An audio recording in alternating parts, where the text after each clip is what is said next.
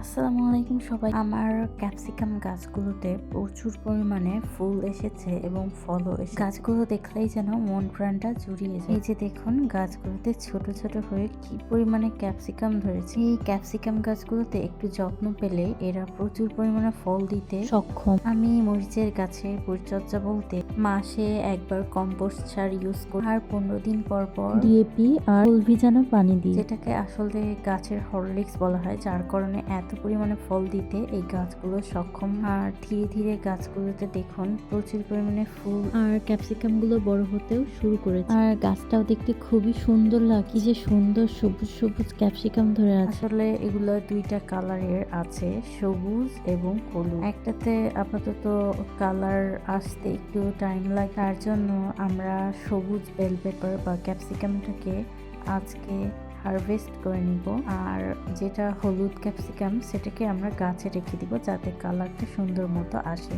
এই যে আমরা হারভেস্ট করে নিলাম, দেখুন কত বড় হয়েছে একটা ছোট্ট গাছ থেকে, কি বিশাল ক্যাপসিকাম। আজকের মতো এই পর্যন্ত, আল্লাহ হাফেজ।